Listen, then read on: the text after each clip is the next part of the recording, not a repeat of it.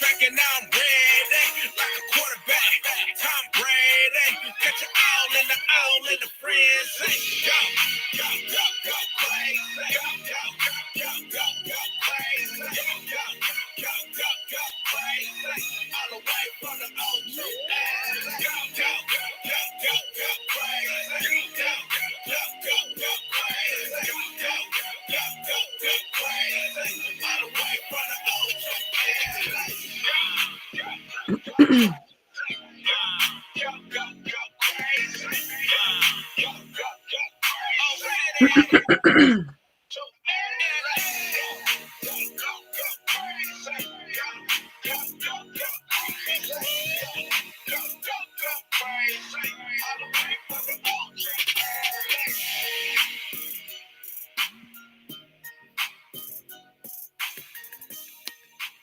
What's going on, everybody? What is going on? It is Tuesday, 8:03. A minute earlier than usual. I'll take it. Taking all my little wins on today. It is time for another episode of the Scoop Show. We are so glad that you have decided to slide on in and hang out with your crew for a little while.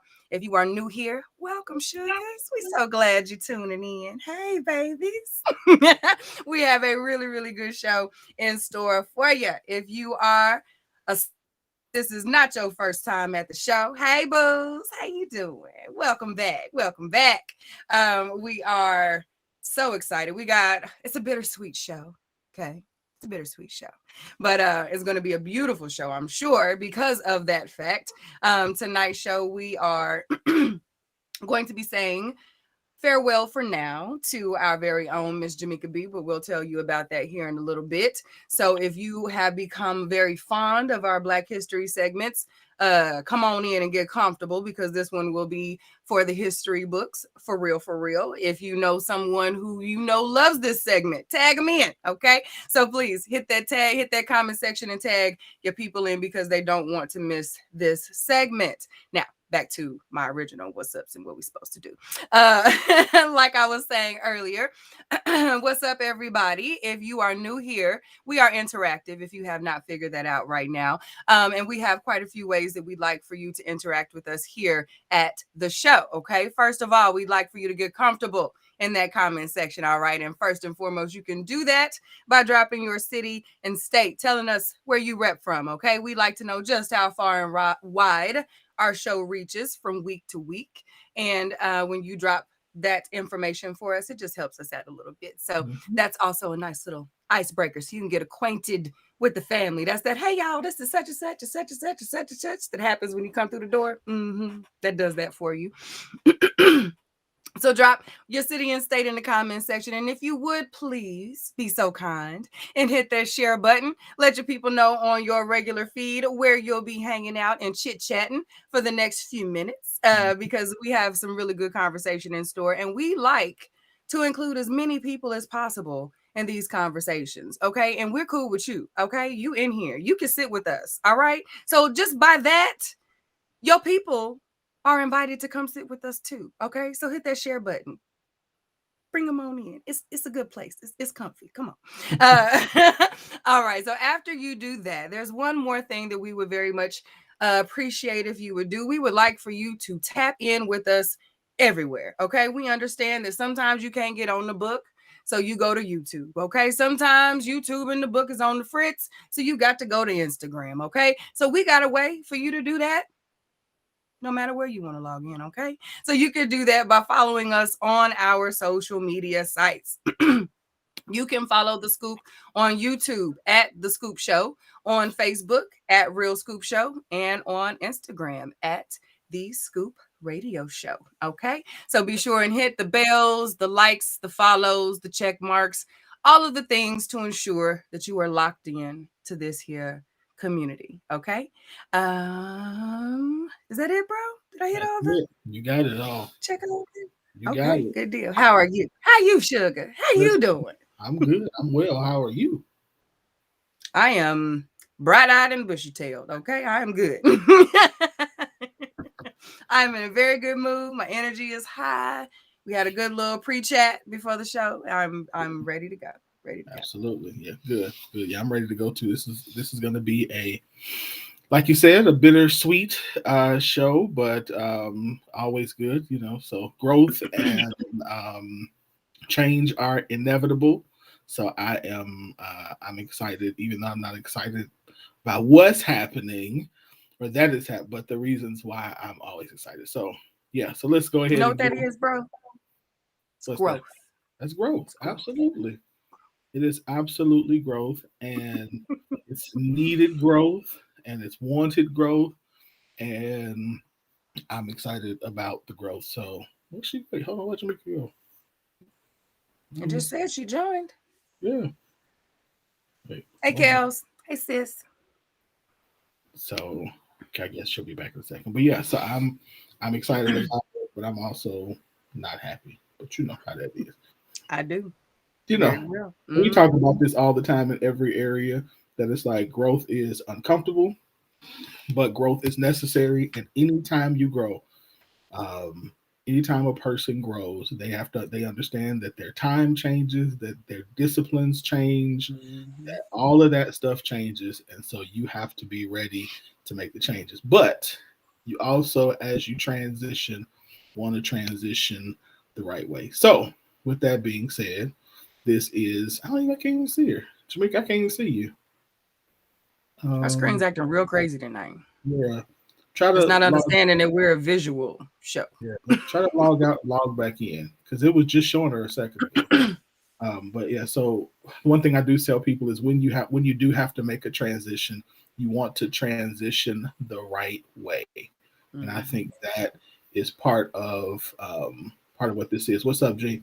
And so I'm excited for Jamaica. If y'all have not been seeing this, sis has been tearing up these Black History streets Mm-hmm. on Mm-hmm. national platforms. And so I said this in private, I'll say this in public, that to see her go from the person at Langston to her all them late nights at working on her master's degree and wanting to be do some serious things for our community to now actually doing it makes me proud. So with Yes. that said, um, we definitely, again, as we head into this last Black History Month segment, want to celebrate you, Jamaica, and thank you for all of your input. And this won't be the last time, obviously, Mm-hmm. but Mm-hmm. we definitely know that this is your time to really show the world who we are as a people. And so just know that where you go, we in the corner dancing and That's my girl. That's proud. my girl. I know. She used to make me cornbread. Yeah. So, so yeah. So we're proud of you. So yes. Go make us proud, boo. Conquering the world and things. Teaching the people. Thank you. Am I on? Yeah. I'm You having on? issues. Oh, okay. You Yay. on? I Hey. Yeah. missed the first half of whatever nice words you said. So if you could repeat those, so I can actually. No, I'm kidding. But I just have to say thank you so much to the Scoop Show, Global Drive, all that for giving me this platform. And yes, like Winfred said, things have really just kind of amped up, not just with my work life, but um, I mean, in short, I'm booked and busy, and I hate clearing stuff off my plate. I really don't like not being available and accessible. But like Winfrey said, it won't be the last. Hopefully, y'all will definitely have me back at least intermittently, not monthly, but I know I better be back for Black History Month. Like, I think that should be like a definite. Go I ahead mean, and if you book could squeeze me. us in, by then Listen, we the might question's not be not able us, to it's fit in you, the right? It's the schedule question coming is in. Like, right. It's not it's if not you us. want to. It's just can you make it, man? Right. I will always squeeze y'all in. I will always pencil y'all in. So, but again, I can't thank y'all enough for giving me this platform. And I've met so many people, and I've learned a lot, even from Scoop listeners. So thank y'all again. Absolutely. But I'm super ready to pop into My last official segment, I really kind of took some time to decide, well, what in the world would I want to leave the scoop with? And so for this segment, I'm going to highlight some Black history Facebook pages who are doing it right and who are doing it wrong, and what you can look for when you're looking for a social media Black history page to follow or to get information and tidbits from if you can't access your favorite Black historian or your favorite Black librarian. All right. Oh shoot.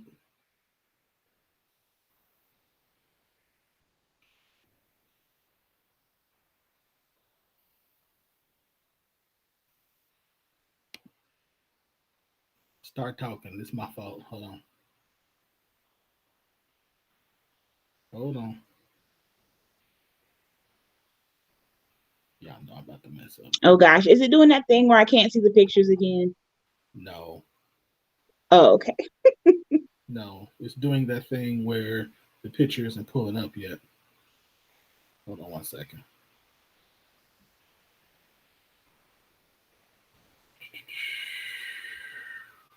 Listen, this And is if giving you me want time to an get Do to me the a favor. Tell the people what you're doing, so that way by the time you do that, I can. This will be. It'll be fine. okay, well, in absence of the pictures, I can just kind of give some tidbits or some things to look for.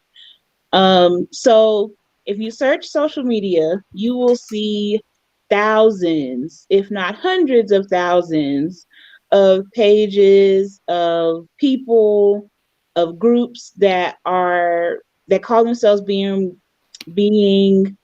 um, Black history and Black culture focused.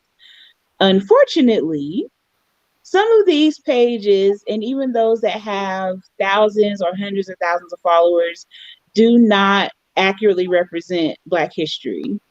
And it's really frustrating as someone who has built their career from posting and promoting and finding and preserving accurate history, that these pages can just post whatever and they have a reach that I wish I had. I wish I had 76K followers. I wish I had 100 and something odd thousand likes. I wish I had that kind of following because I know that I'd be able to push out this accurate information better.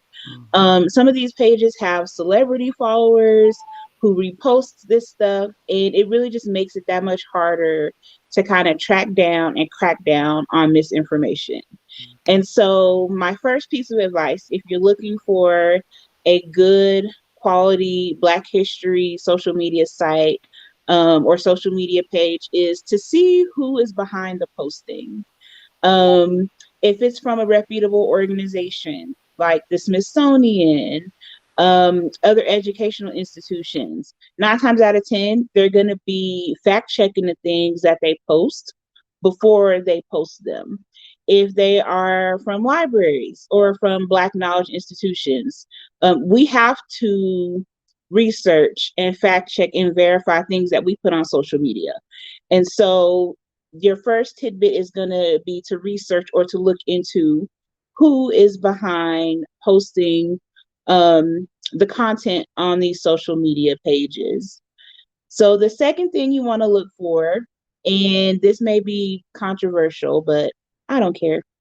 You want to see if the things that they're posting, if it is original content or if they are just sharing posts from other pages or from other outside sources, especially if this social media page posts nothing but videos and nothing but YouTube videos. YouTube, as fantastic as it is for music, for nostalgia, I have rocked out to many a Janet Jackson song or video from YouTube. YouTube is also, they don't do a good job of verifying things that content creators put on the platform. And so if the Black History social media page that you're looking at following has nothing but links to YouTube videos, you may want to reconsider following that page. And it's mainly because it's very hard to verify the things that are being put out there. Some of the most controversial content creators when it comes to Black history and culture use YouTube as a platform to create and promote their foolishness because YouTube doesn't fact check. YouTube doesn't verify. And so, even with Facebook and Twitter, there is an element of fact checking in things that are posted. They don't get everything, of course, but YouTube is just not very good at fact checking. And so, if you come across a Black History social media page and most, if not all, of the posts are YouTube links, I would definitely stay away, especially due to the fact that fact checking just isn't a big thing on YouTube's platform. Another tidbit when you're looking for a good, reputable Black history or Black culture education page is to kind of browse through the posts, browse through the comments, and see what people are or how people are responding or not responding. Honestly and truthfully, I have found that the most reputable Black history sites tend to not have a lot of comments and tend to not have a lot of reactions. They may have a lot of followers, but people tend to not comment on the truth. And I know that sounds really weird to say, but it is what it is. The things that tend to be the most controversial tend to be the most false. And so you always see tons and tons and tons of comments about those kinds of posts. And so when I look at reputable um, social media sites for Black history and culture, I noticed the trend that there aren't a whole bunch of comments. There may be lots of likes and there may be lots of shares, but there just aren't a whole lot of comments. And so if you browse through some of the posts and just take a look at what the comments are, at how many people are commenting. A huge red flag to me is when a post gets thousands of shares. And that to me says that number one, the people who are sharing it haven't really researched it or haven't really looked into it. And they're just sharing because it's trendy, or they're sharing because they've seen thousands of other people share. Well, as y'all know through my segments, I regularly call out Black history misinformation. And these are things that a lot of people believe on a very, very wide scale. And so if you see people sharing things about Willie Lynch letters, which will forever be a thorn in my side.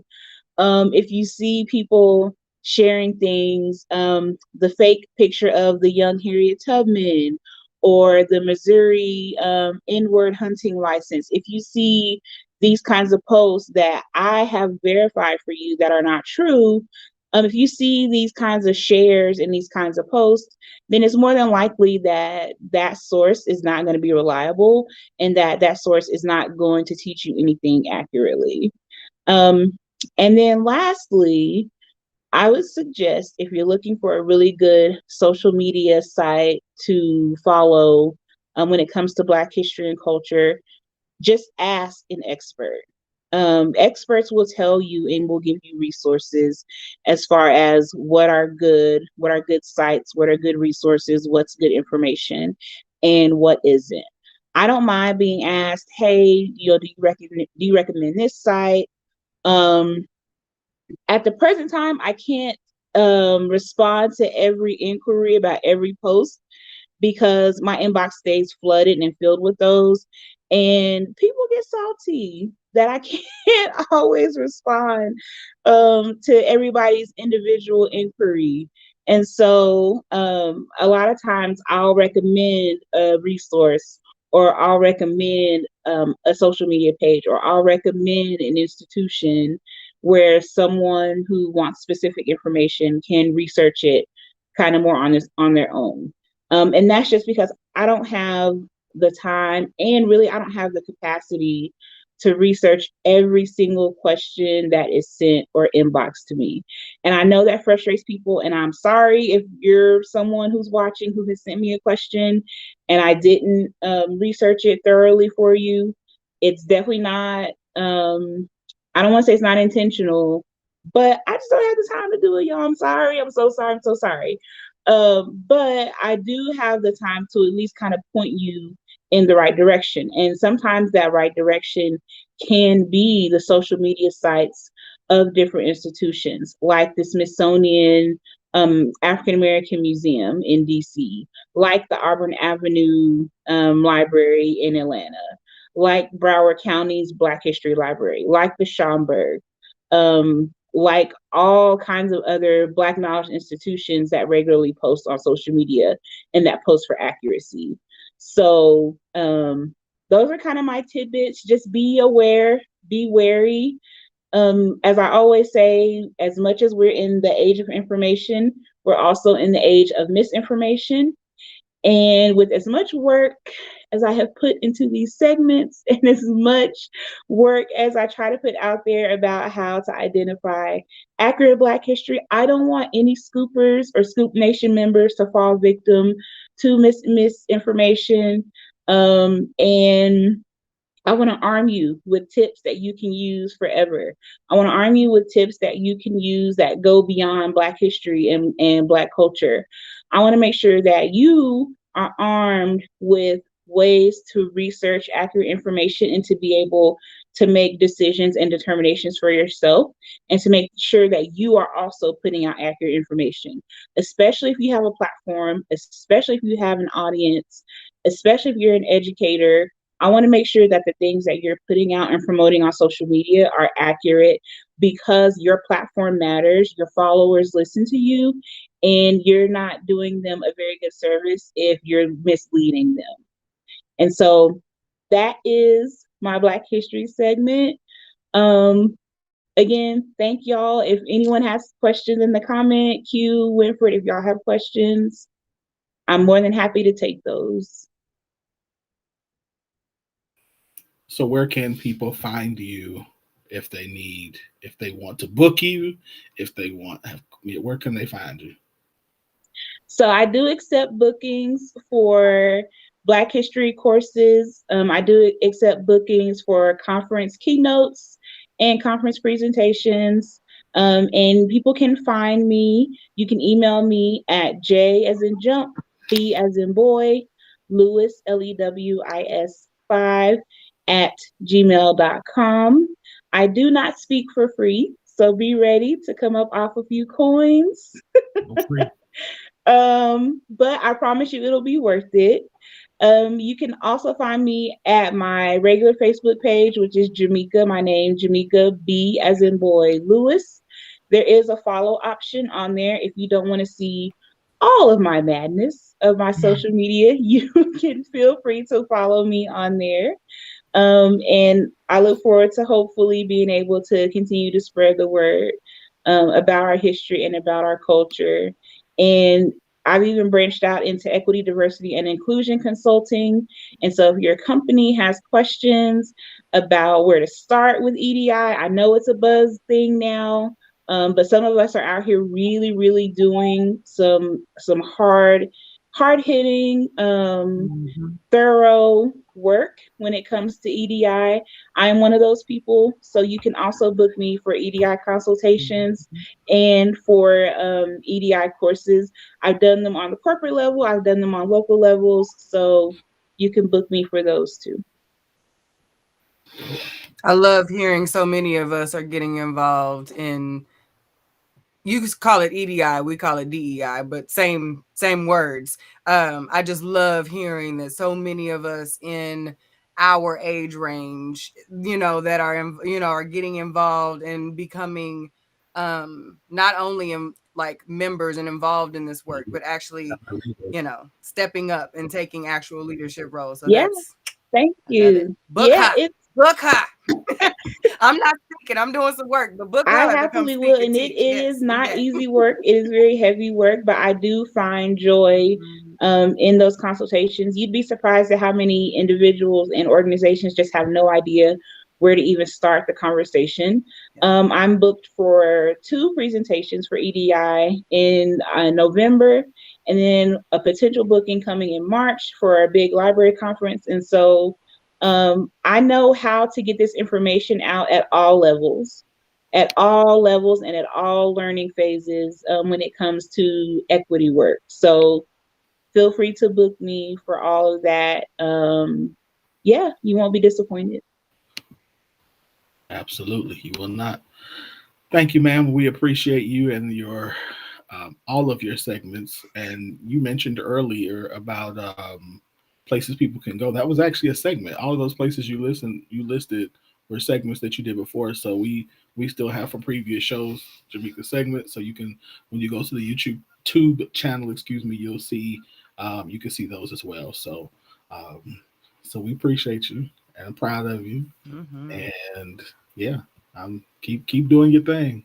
Keep Thank doing your thing. you. Thank you. And I will be posting Black History stuff in the scoop, not just relationship stuff. So I will step my game up in that aspect. So Winfred did request that I do that since I won't be doing the segment. I told him I will. So yes, you'll still see the general malarkey from me in the scoop because some of that stuff is hilarious. But I will I will post some Black History stuff. And again, I'll also be posting on my own social media. So again, thank you to the Scoop.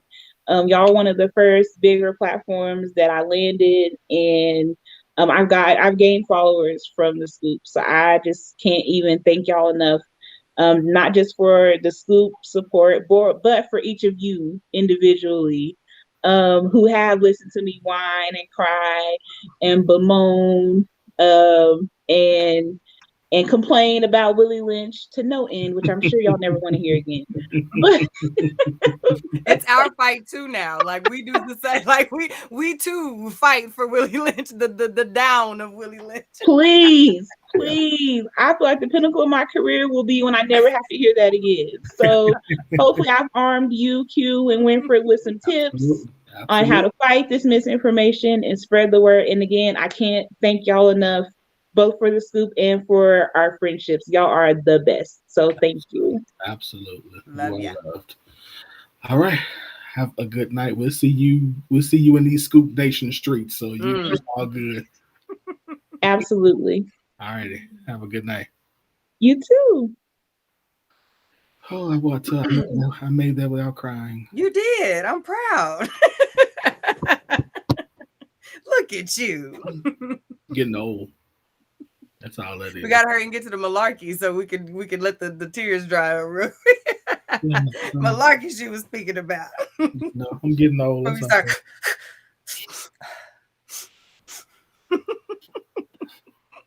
Oh, we made it without crying. All right. Whew, yes. So onward, they say onward and upward, as they say. But y'all, for real, Mhm. she's doing some big things, and that's dope. Like it's, you Been know, on the news and stuff. I'm one of the people. Like I'm like that's. I'm like yeah. I don't know. I get a joy out of seeing, especially good people who are out Mhm. there hustling and working, get their opportunity. So I'm happy. That's why we do this. All right, let's jump into these hot topics. But as we're doing that, make sure you go ahead and if you have not already, hit that share button. And of course, drop your comments throughout the show. So, of course, tonight hot topics are brought to you by Bob's. And so let's check out Bob's real quick, and then we're going to jump into these topics. Hey, what's up, friends? Let us introduce you to one of the fastest growing takeovers here in OKC. Bob's, better known as Black Owned Business Group, is bringing us a 1-2 punch of excellence and culture by serving us up options, sugars. You know we love options. Check this out. Have you ever been outside living your best life out and about on these newly remodeled streets and found yourself way too close to eat? Then Bob's Shamrock gas station is where you need to be. It doesn't matter if it's your tummy or your tank, they have what you need. Pull up and fill up on delicious barbecue, premium gas, and locally sourced goodies from Black-owned businesses right here in Oklahoma City. Stop by and say hi at 2901 Northwest 10th Street, Oklahoma City, Oklahoma 73107, right across the street from the fairgrounds. Open Monday through Friday from 6 a.m. to 9 p.m., Saturday 8 a.m. to 7 p.m., and Sunday 10 a.m. to 7 p.m. And for our licensed friends, after you get your tank right, head on down south to Bob's Dispensary, Oklahoma's newest solution for your medicinal marijuana needs. Bob's Dispensary is open and ready to provide you with the highest quality medical marijuana available. Top shelf and premium eighth specials all day long. And we have Oklahoma City's own award-winning Banji topicals on deck and ready to cover your body's needs. Come get to know us at Bob's Dispensary, 2701 South Central Avenue, Oklahoma City, Oklahoma 73129. Open Monday through Saturday from 12 to 8 p.m. Closed on Sundays. Show your support and save whenever you pull up and fill up at either Bob's locations by bringing your receipt from either business in and save 20% off your next purchase. See you soon, sugars.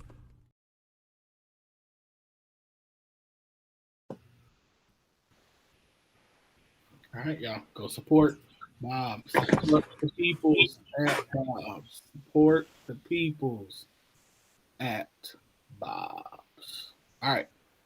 So this first topic is one that we started last. This is the one we didn't get to last week, so we're gonna start. Mm-hmm. We st- this is what we're gonna start. Sorry. Too soon. Sorry. Carry on. We didn't put it up yet. I know. Sorry. This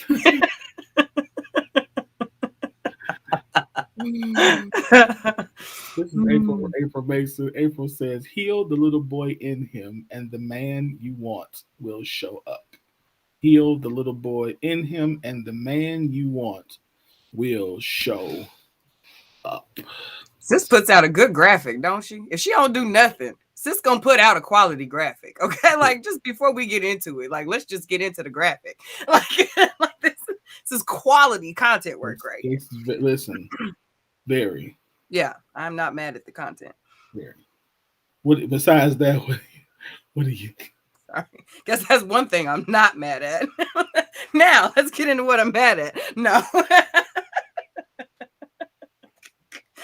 Oh my goodness, we don't want good sis out these last couple of weeks. Her name, I hope them conversions is popping because we have definitely talked about her enough over these last few weeks.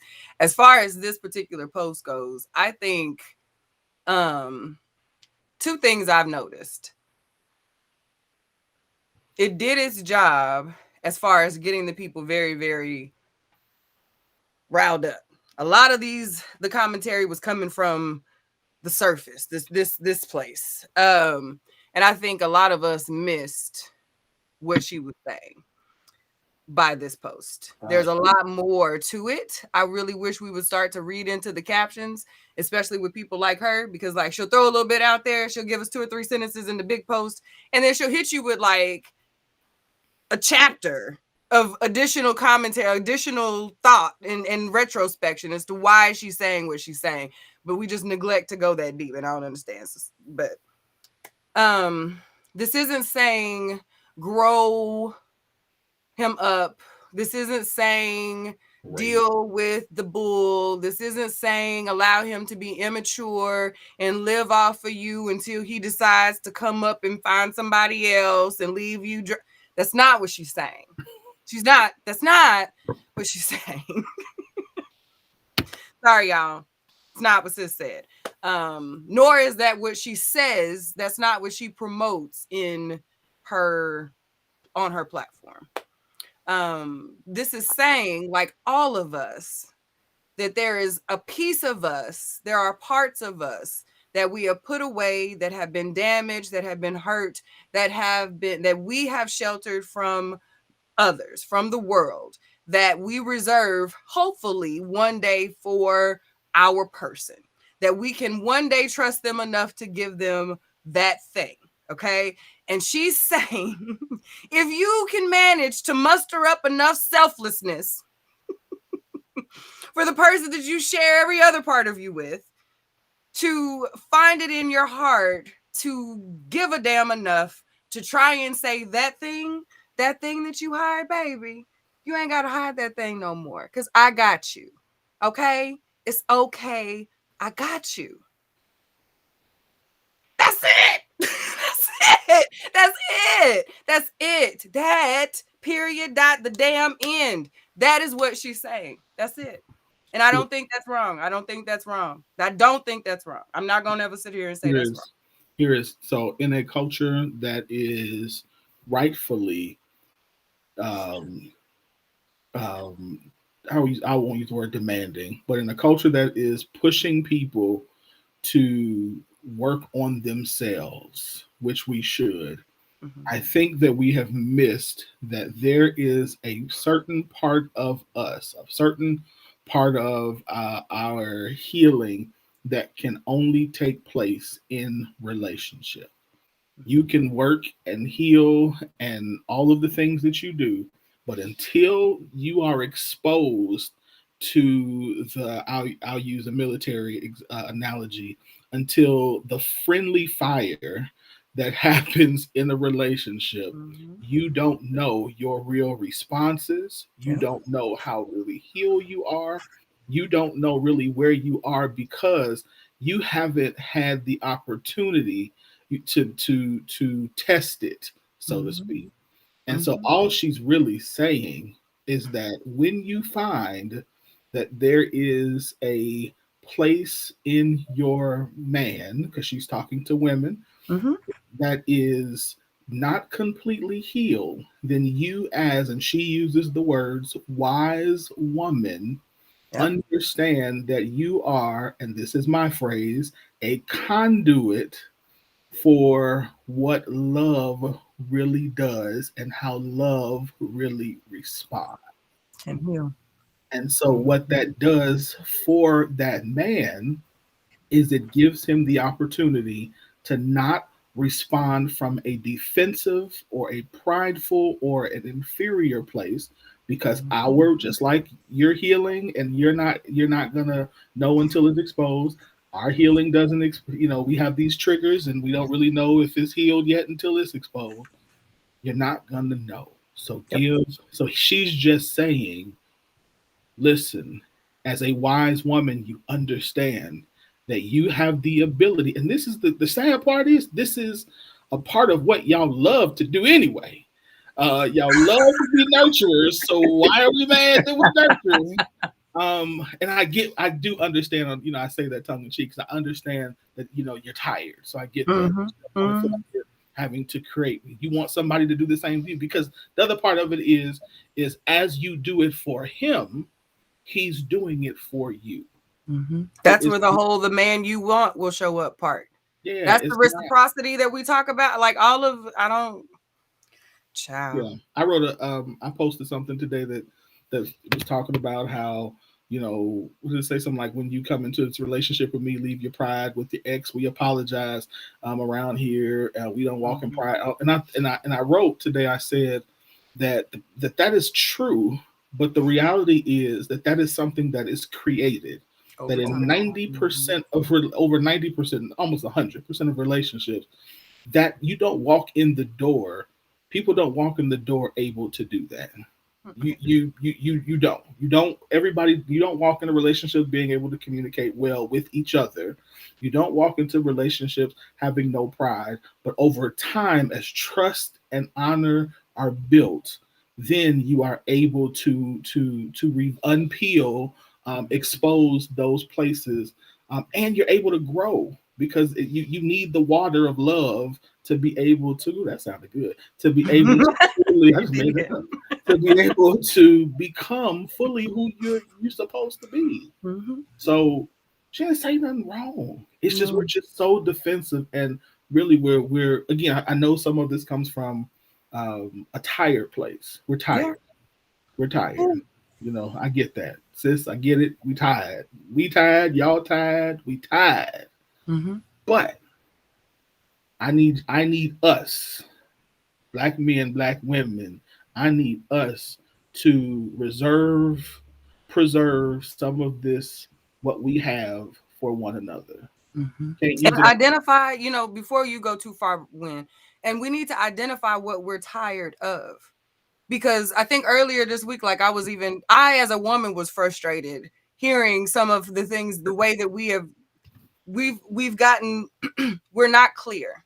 And if we're trying to get to a place of understanding and resolution in our families, in our relationships, in our community, if we want to be in relationship with clear-headed, sound, um, stable men who can make sound decisions like we say that we want, we have to give them a sound foundation in which to love us from.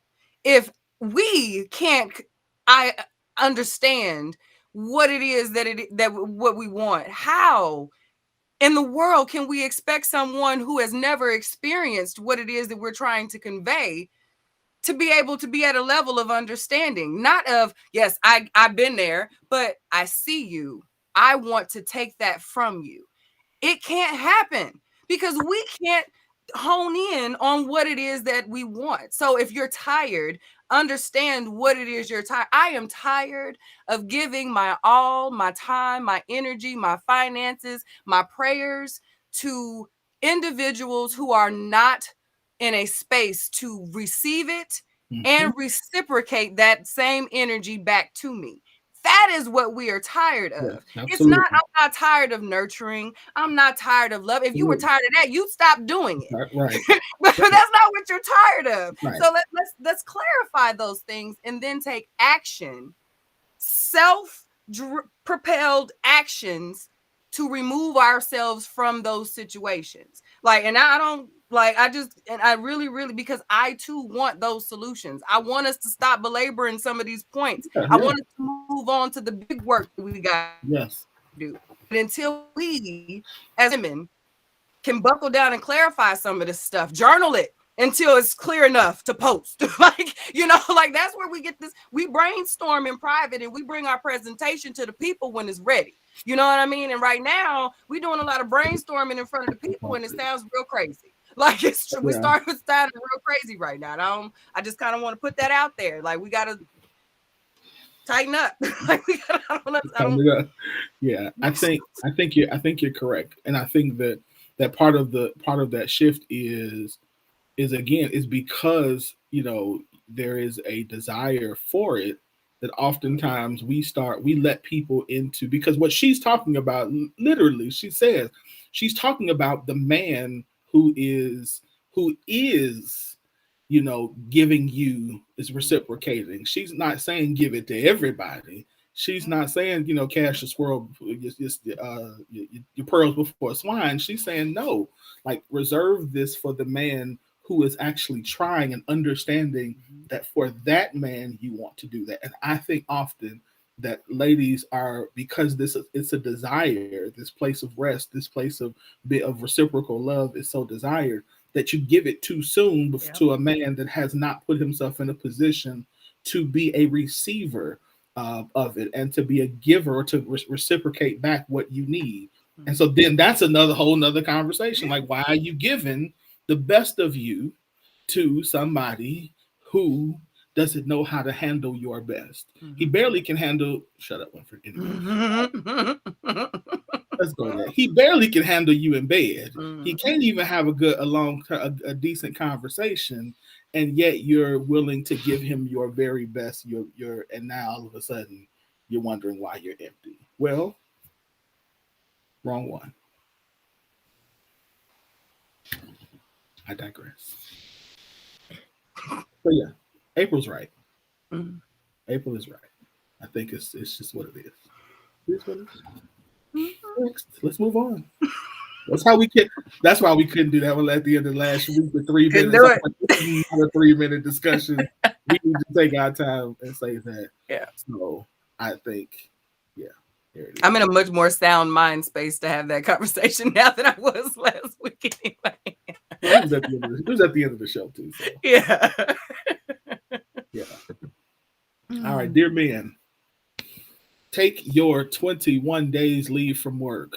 Go home and tell your woman that you lost your job. explained further that there was some loss and you had to use your savings to settle. Spend the next 14 days observing how you are treated at home and discover who you are, who you married. Uh-oh. Thoughts? Y'all know how I despise a test. I don't like nothing about this. I don't like anything about this. Um, I remember when we posted this, there was a line of conversation that went more so. We don't. I don't think when men agree with these types of posts that I don't know if it really go. I don't know if men really identify with what goes through a woman's mind when we have been told by our men that they have lost their jobs. It is rarely, oh my God, he ain't making no more money. Like there is a lot more that comes from that revelation. There is a lot more that happens from that. So if you expect to play this out for what did he say, 21 days? Take the 21 days and then what was it, 2 weeks or something like that? What's 10 days, something like that. He gave it was some increments. But like the back and forth of this, spend the next 14 weeks. This woman is supposed to go into crisis mode. Because essentially, that's what you're doing. You are testing her in crisis mode. And now you want to see how she reacts. Okay. Okay. So when on day 15 or 22, however you decide to play this, and she identifies, say she did real, real good. Baby, I love you so much. You know what, baby? These last 21 days, because took out the dinner and stuff now. Now you got your money back. You can be you again. So no, y'all at the real nice restaurant. You trying to flex now because she done passed the test. And you telling her what you've done and all this, and all of a sudden sis puts a napkin on the table and says, "Oh yeah." So what you're saying is, and you get that, and you get that lean in. When sis leans in across that table at you, I don't want to hear nothing. Don't come back to the book prophesying and crying because your girl done left you. Okay? Because that ain't what you want. That ain't what you want. Don't test folks like that. Don't risk what you not afford to lose. Because that right there will have you playing. Yeah, that'll have you sitting there looking real stupid. Don't do that. Don't do that. The mental anguish that it takes a woman through. Y'all, we talk about stability all the time. It ain't about your little coins. It ain't about your little check as much as you think it is. It's not. There are, let me say this, life in itself, if you pay attention, will give you enough opportunity to discover the person who you are with. There are enough storms, there are enough problems, there are enough things that if you pay attention enough, you don't that the revealing of who this person is will show. You don't need to do anything like this because it is manipulative, it is dishonest. And when you bring manipulation and you bring dishonesty into your relationship, all you are doing is asking to get even more manipulation and honesty. But just if you're unsure of the type of person who you are with, just watch. Wait a minute. What you rushing? Questions. Yeah. You could ask questions. You could watch. You could see how they deal with other people. See how they if you think that they're not a person who is only who that there's only a person who with you for money, watch how they deal with other people who don't have money. Like you don't have to look how they treat people who don't have money or who can't do something for. Like there are other ways to do this besides saying that you this is just bad. Run a couple Facebook scenarios by them. Like, you know what I mean? Like, these are crazy enough. I don't understand. Yeah, it's bad. There's no way I would trust you after this. Like, there's no way that I'm going to trust whatever your lips saying after this. Bad. And then you're going to be mad because you're going to wonder, how come she don't trust me? You created this space. You created the space for me to question everything you say. You Yep. tested her. And now she cannot relax. Now, that whole security thing that they want, that ladies like and that men like too, by the way, you have now violated. You have really violated it now. Not because of the money, but because you have violated her heart and her mind. Yep. Because now, if she cares about you, the moment that you said, I lost my job and I don't have any money, she went into overdrive trying to figure out how we gonna pay this. And at the same time, how we gonna pay this stuff? Is he okay? How can I make sure he's okay? What do I need to get rid of? What can I need to, like, all of this emotion of how she's going to like kick into overdrive has now gone into effect. And then you go, oh, I was just testing you. Because, like, what if you got a good one? You know what I mean? Like, what are you saying about your ability to pick the right woman if these are the types of extremities you're willing to go to test her? Because if you got a good one, do you really want at the end of it to know that you put her through all of that?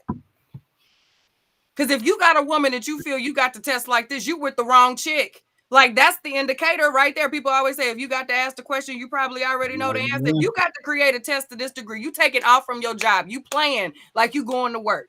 I mean, you playing like you ain't got to go to work. You doing all of this extra to avoid being honest with me. Boy, boo, get out my face. Get out my face.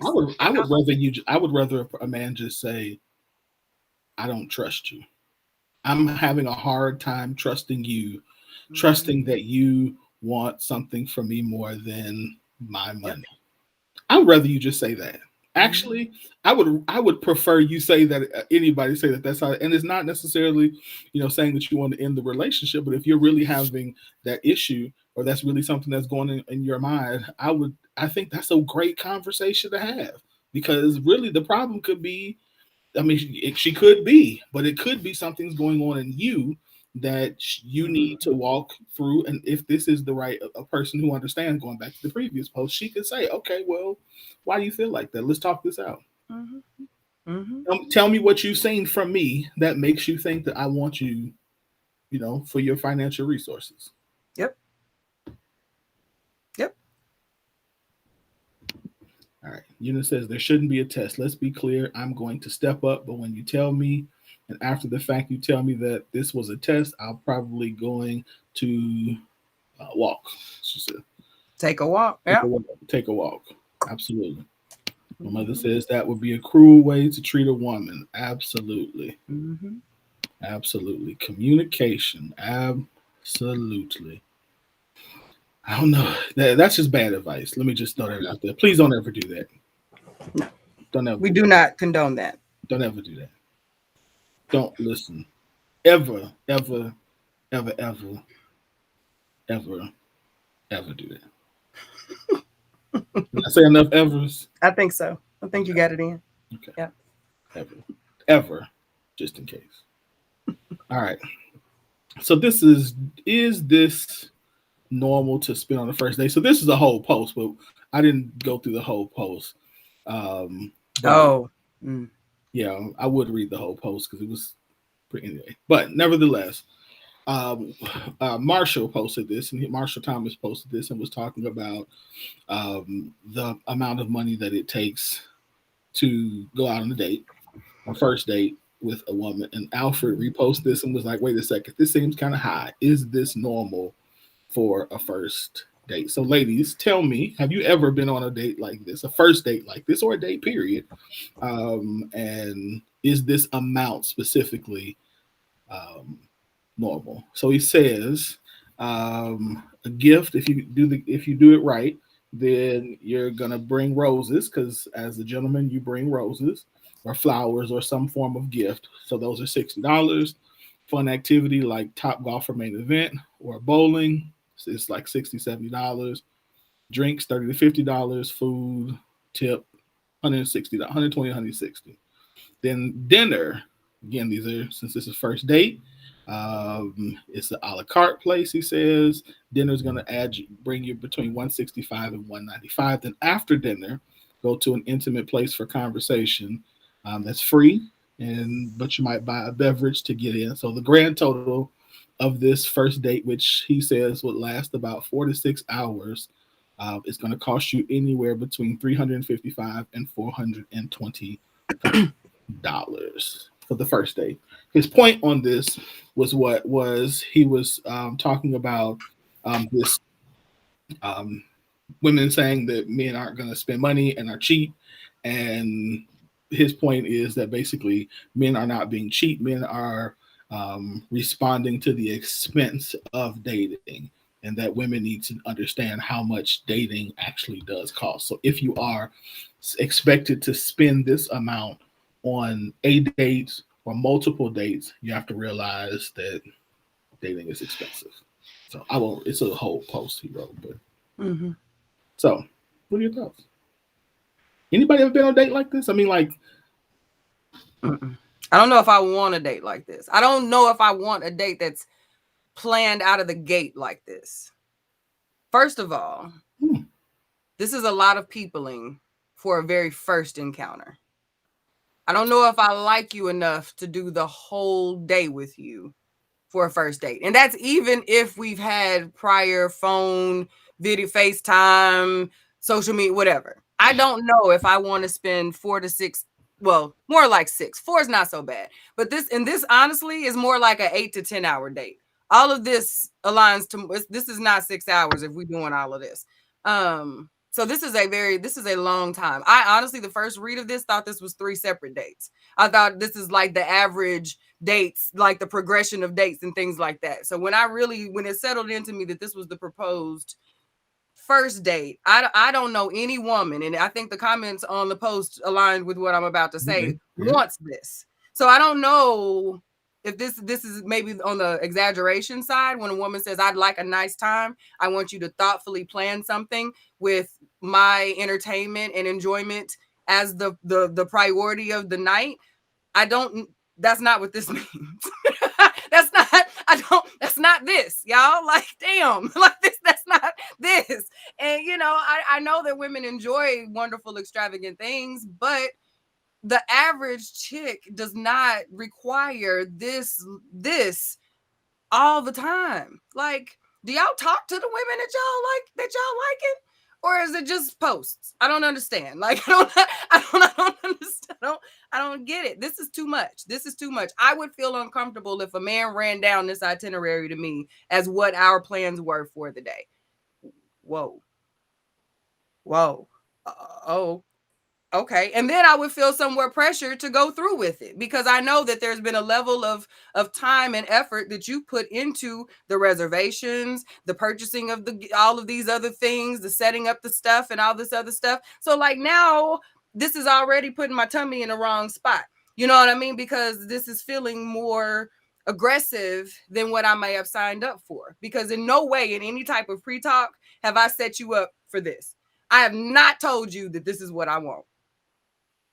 No. And I don't think a lot of women do for a first date. I think this is a lot of the anxiety that we've created around dating now with all of this extra hypotheticalness that we put on relationships. But the average regular degular chick, even the one that considers herself bad and the best, thinks this is a lot. This is a lot.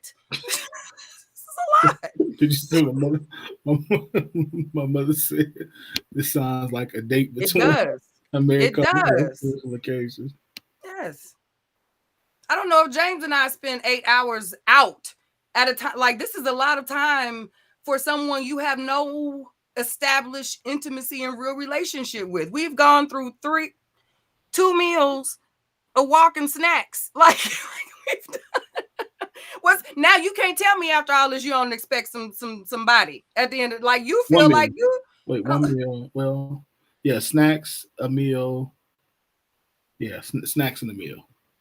Yeah, and then at the end, beverages. But you can't tell me if the little snack cart ain't got a pretzel or a cookie or something. Now we ain't gonna Listen, have snacks again. if you still hungry after all of that, we got a we need to talk. But shoot, we've been together from 12 to 10. Take me home.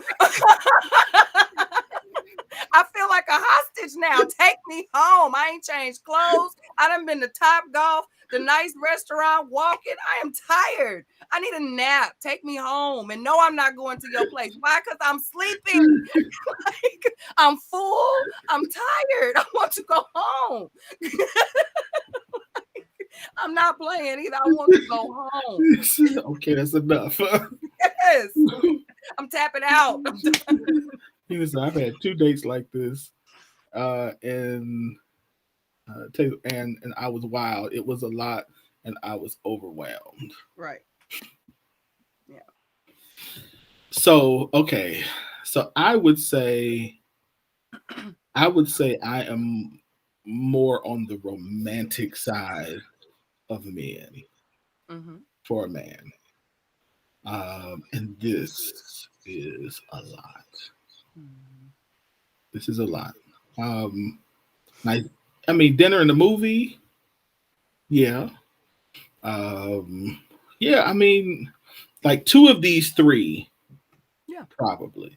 Like Top Golf and dinner, or dinner and the walk. Mm-hmm. All 3 of these to me is a lot. Um, I think the longest date I've ever been on was maybe 7 hours. But was it because y'all were just vibing and then you turned up, you looked up and damn, we've been together 7 hours, or did you plan No, it to was be just, together 7 hours? and to be honest, it was at the same place for 7 hours. We were just like, the conversation just kept going, and I was like, See, that's magical. That's yeah, what they make movies about. That's the stuff that yeah, have us at the screen. When yeah, we started out at Top Golf and before we knew it, we was walking in the end of the night because we just couldn't leave each other. right, right. So that, but that was one time. Mm-hmm. So, Mm-hmm. like, and that was a lot because there was a lot of get to know you stuff. So it was, but yeah. So I don't think this is normal. 4 hours is not bad. 6 hours really is not. If you go to a movie that's 2 hours, 2.5 hours, so it really depends. Yeah. Drive time, all that stuff. But I don't think this is normal, and I don't think that most women expect this. I think that I think some women would appreciate it, but to your point, I think that most women would be like, okay, this is a special occasion, and this is not something I expect on a regular basis. This is something, as my mother said, is a thing. Or, like I said, the only time I could see this being something is if we're traveling. So like we have Oh breakfast, yeah. we have breakfast somewhere. We're going to we are Oklahoma City. We have breakfast, and we're going to Dallas, and so we drove to Dallas. So of course we had some stops, and then we ate dinner or whatever. So other than that, But you doing that on your first date though? I've seen some people who've done that. Who will first date, they'll go on a trip together, and yeah, it's not normal. It's not normal, but I've seen a couple of people who will do that. I don't want to do that.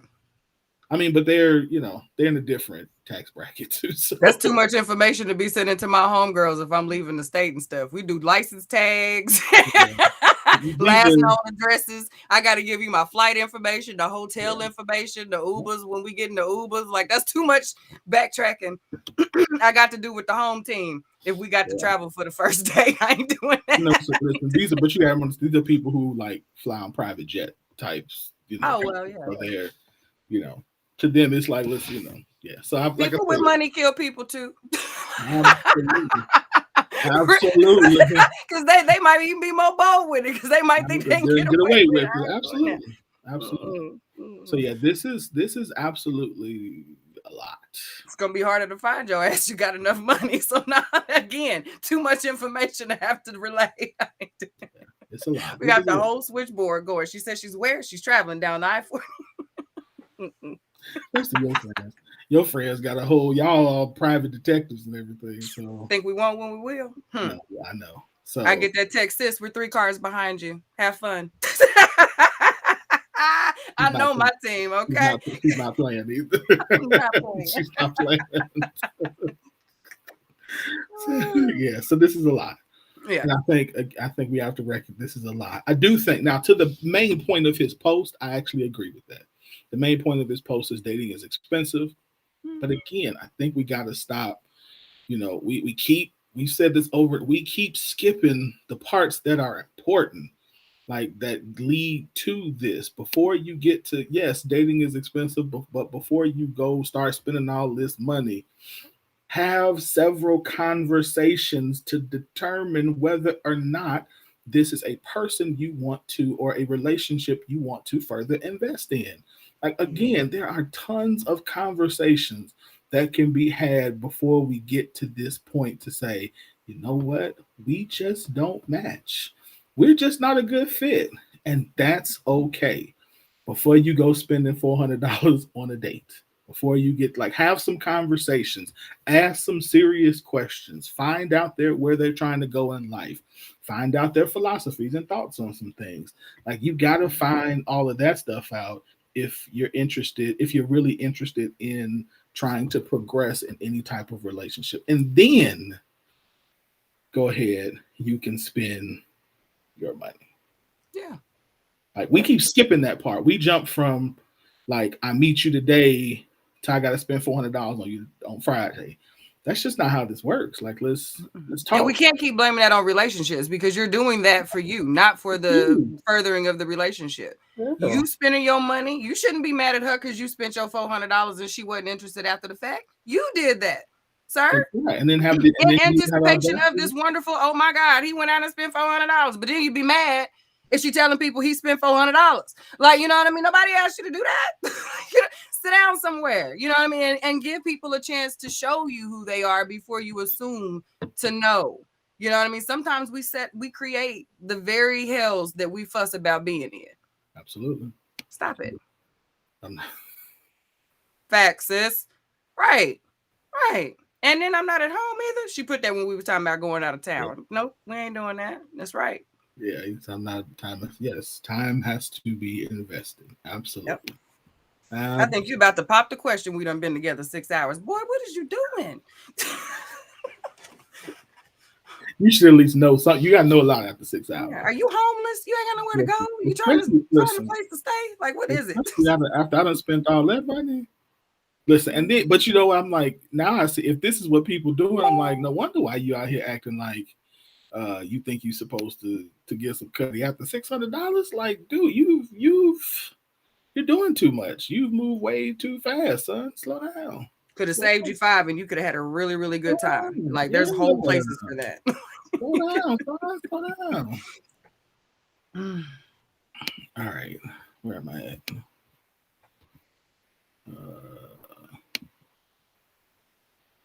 I need to have a talk with Marshall about him spending all his money too, by the way.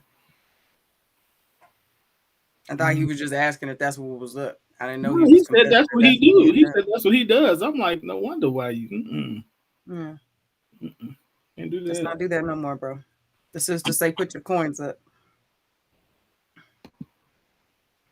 All right. So Jay posts this when he says, today, me and a few buddies were having a discussion online about generational wealth, and I posed the question to them I would like to pose to you. How many homes or pieces of property have been passed down to you or siblings / cousins, etc., from parents or grandparents in your lifetime so far? Discussion was based around generational wealth by race. I'll post my point in the comments once approved. I was a part of I actually saw the other conversation that led to this too. So, okay. So I will say that it's a good conversation. Basically, just talking about the same inequity that we always talk about. The difference between one person who comes out of college, the guy was saying he was struggling. He got out of college, got a job at his father's company. He was talking about how hard it was not to travel. While he saw his other friends traveling to Italy and to Rome, he decided that he was only going to travel domestically, and he was working working for his father's hedge fund, making $250,000 a year. Oh, the sacrifices. Right. So instead of buying the big house and the big car, he chose to live modestly and drive. And so he was saying that if I can do this, other people can do this too. Those golden bootstraps that we love so much. This conversation, like, first of all, JB's point was you can't compare this to most of our experience, Mm-hmm. which is true. Most people's experience. Let's Mm-hmm. be honest. That's not just necessarily a. Most people don't come out of college making $250,000 a year. Most people don't come out of college getting a job from their father at an equity firm. So private equity firm. So, what are your thoughts?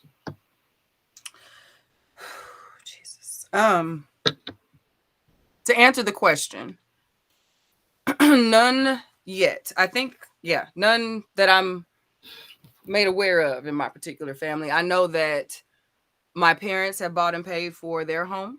It is free and clear. So that will be the first piece of property that will be passed down, or shared amongst my brother and I.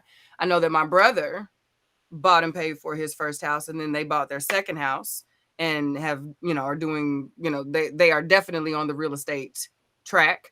And that is also a plan that we have, because we do identify now that, wealth is built Mm-hmm. in um real estate, land, owning things, more or less. So that is the goal, but it has not been the model up until this point.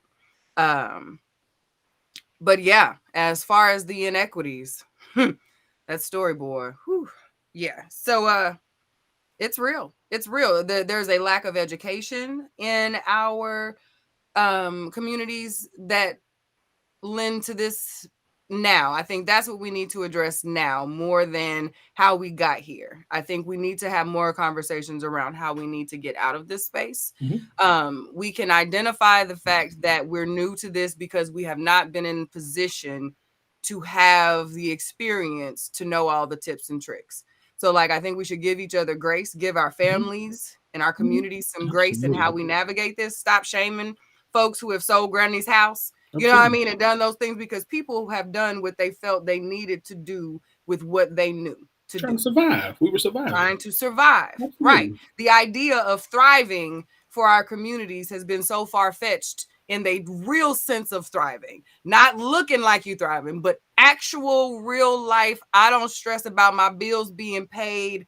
I got a little something, something plus sitting in the back. I can do something type thing. That's new to us. Still Absolutely. very far for many of us. So, like, Yes. we got to realize that there's a gap and take action to actually close it, because we know that there's a whole lot fighting against us getting there. So we need to take the steps that we can to be ready when that opportunity presents itself, to be one, disciplined enough to make the right decision. You know what I mean? Because often that is how it happens. We have all the things in a row, and then all of a sudden something shows up. Check this out. What about this? And yeah, nope. I'm doing this. This is my plan that's gonna get me, so I'm gonna be all right, and my baby's gonna be all right, and their baby's gonna be all right. I'm setting a different blueprint. Yeah. So yeah, we gotta do better at this. But yeah, it's Yeah. not the same. Yeah, I It's do not the think same. I really appreciate the point about saying we have to stop shaming people. I think that Yeah, we have to recognize that hungry people are not necessarily planning for the future. Hungry people are planning to not be hungry. they trying to eat They're trying right to. now. Yeah. So I think we have to, but I do think, and I won't. I think there's some things that we need to do different. And I think that I think my biggest frustration, if it would be our lack of wanting, like, the information now where it's there, and a lot of us have the ability to make certain changes and won't. I say that also recognizing that, again, that in order to make those changes, that we have to also make the mental shifts, that and make the mental disciplines to do those. So I get that. I get that. That if you've spent, I spent the three years I was in seminary, and probably the 5 years before that, I think it was like 8 or 9 years. Like, I didn't buy any clothes, I didn't buy any shoes, I didn't buy none of that. So the moment I got my first, where I work now, as my pastoral job, like, I bought a ton of shoes. I did, because I hadn't bought Mhm, shoes in eight mhm. years, and I was wearing the same gym shoes for 8, 9 years, and the Yeah. same clothes and recycle. You know what I mean? Like, and nobody really. I knew it, but when I got $1, it was like, I'm buying them. and Mhm. them and them and them and them, and now Been wanting them. Yep. and now I'm Mhm. like, don't buy no more shoes, son. Yeah. You don't need no more. But I had to go through that because so I get that. But now it's like, okay, at the same time, y'all, we gotta stop living like that. We have to say, all right, I have to move forward. I have to put some foundational things together and in place and make sure that my family is taken care of. So yeah, you might not, we're the generation, in my opinion. I think our parents were the generation that got us.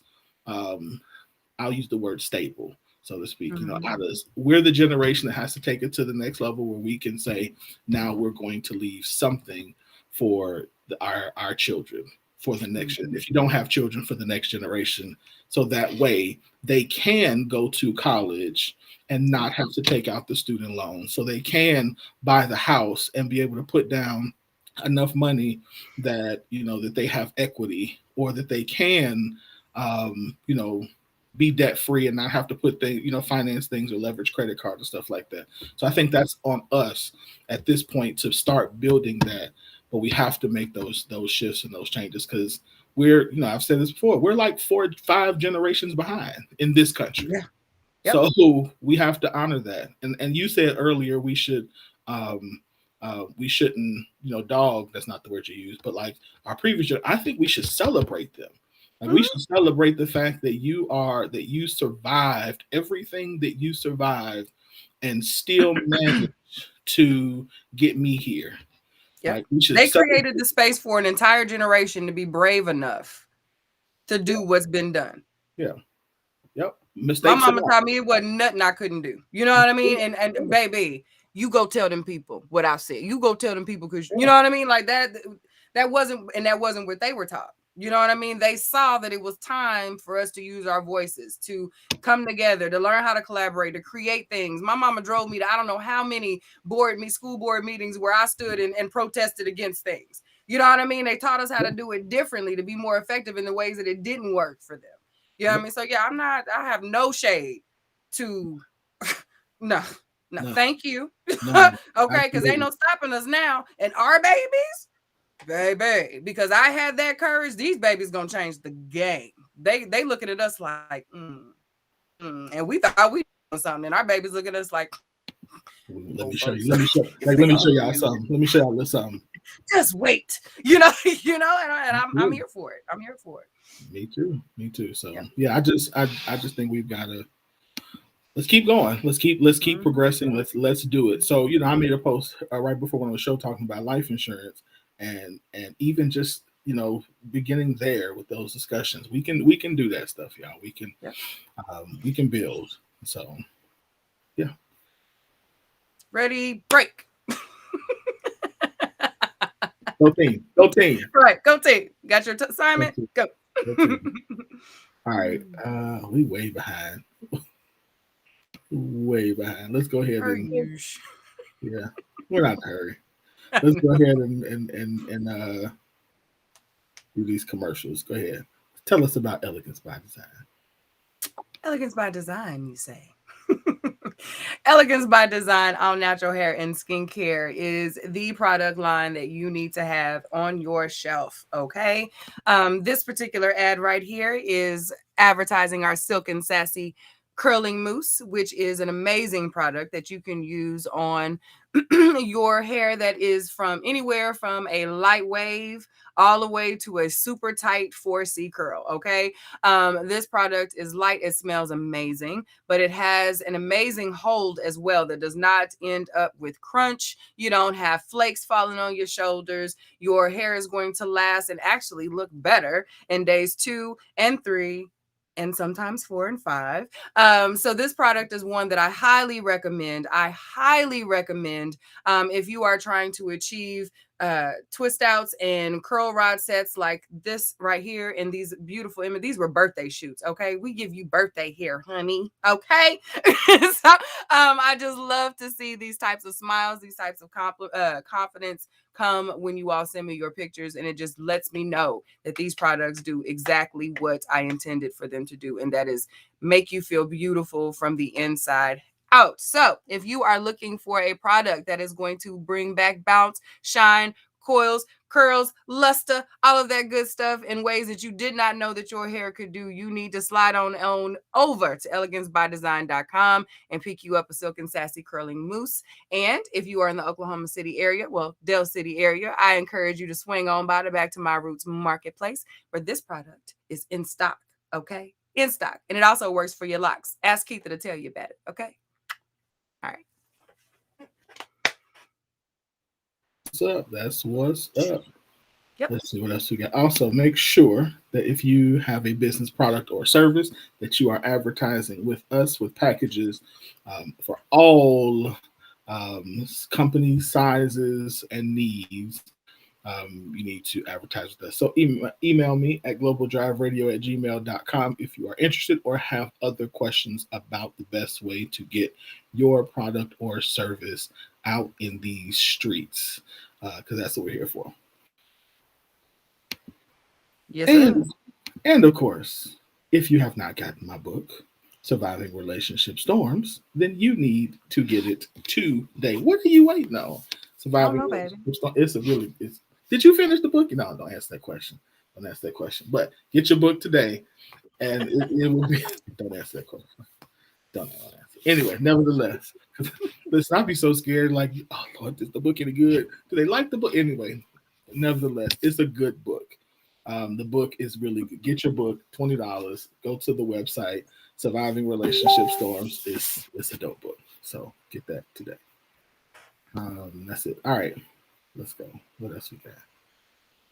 What time is it? Oh shoot. 9:22. Let's go ahead and get to the topic at hand then, because we only got a few more minutes.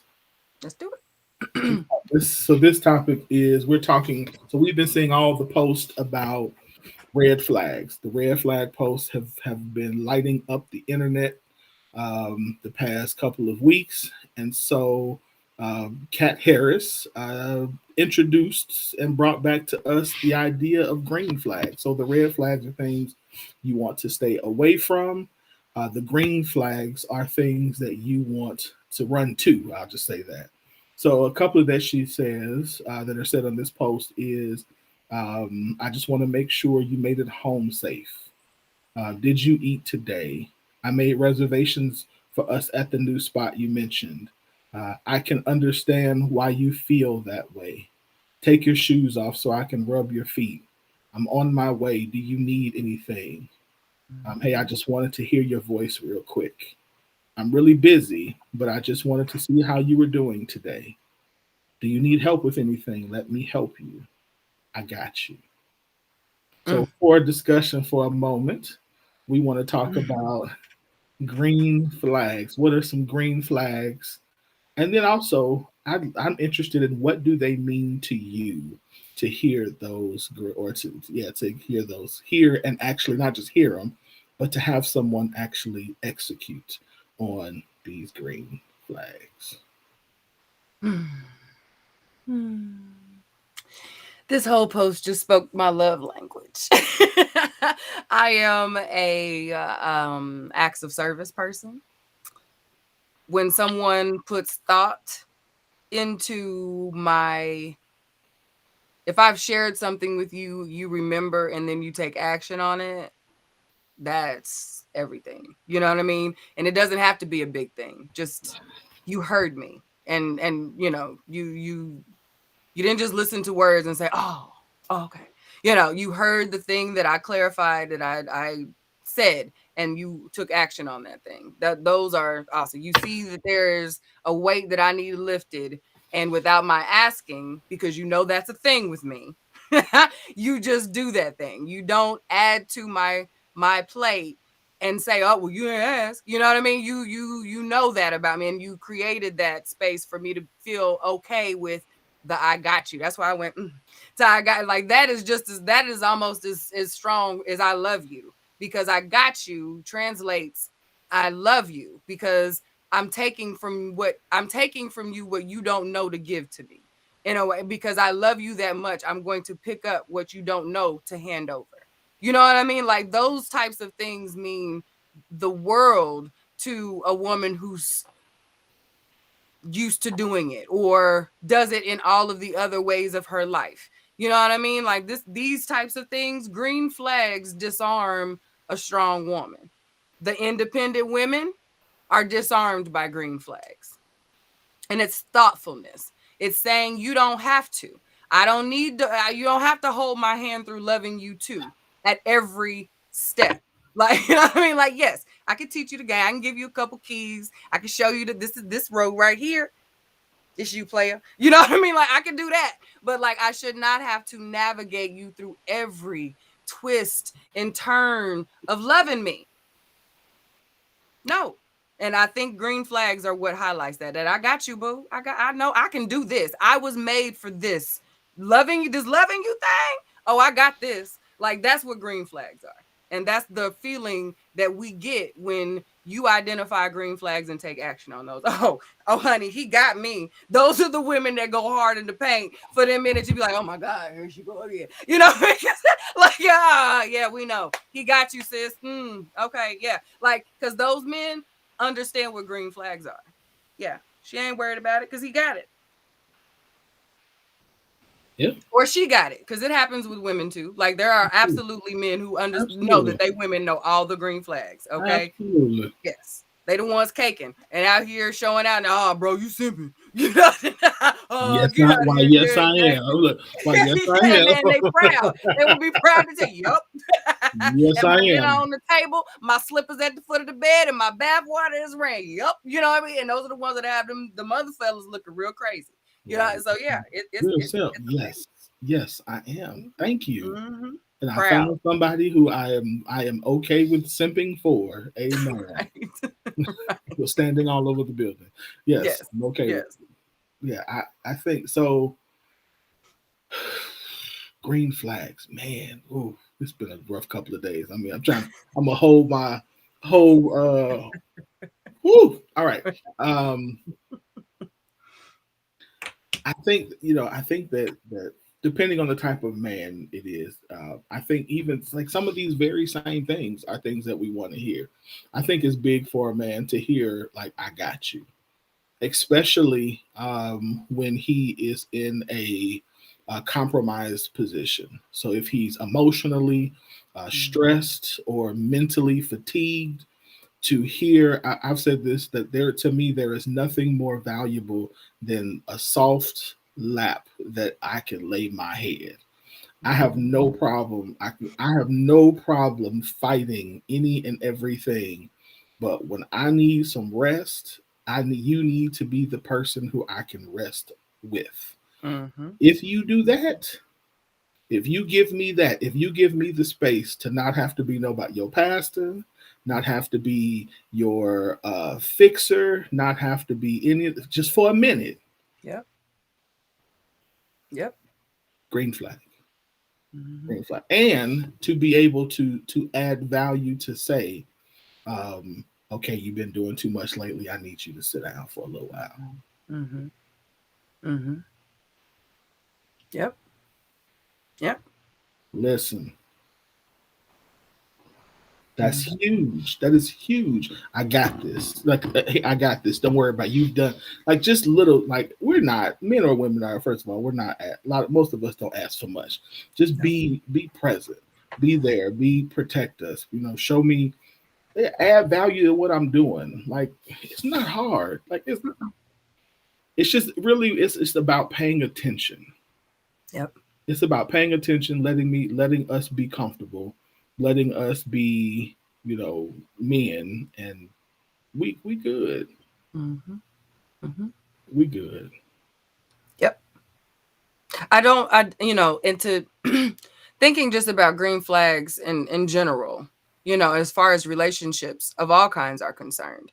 We, in this cutoff culture and we have so much focus on self right now.